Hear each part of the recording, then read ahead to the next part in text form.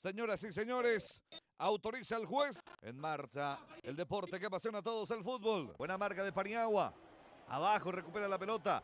Arce que acelera, tiene espacio. Le va superando a Resquín.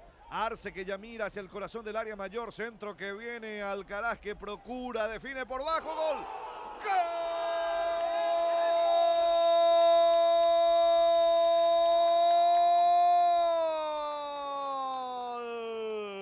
De Fernando de la Mora, señoras y señores. Y ya veníamos hablando de la destacada actuación de Alcaraz en la primera parte. Ya lo probó a Centurión en esta segunda de cabeza.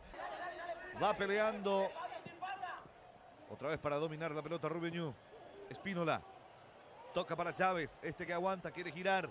Ramos en la marca. El toque, el remate, el disparo. Se le fue Almada. Gol. ¡Gol!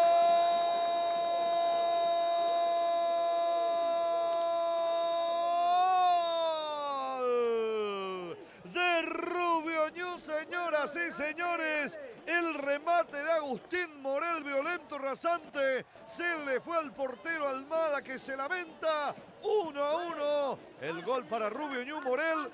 No va a ser la única. Vamos a tener más oportunidades todavía. Aquí está Aquino.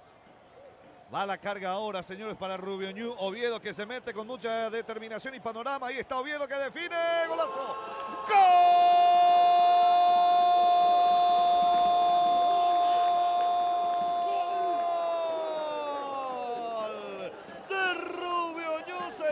Sí, señores, pero qué golazo, qué gran trabajo de Antonio Oviedo, justamente. Da Silva lo mandó para esto, se tomó este coraje, avanzó de propio campo, después definió, sentenció el segundo para Rubio Ñu, que pasa a ganar el partido ahora por 2-1. Va pidiendo hora la gente de Rubio Ñu, señoras y señores, y fue lo último. Terminó el compromiso en la Arboleda, ganó Rubio Ñu 2-1 a Fernando de la Mora en un vibrante partido, Fede.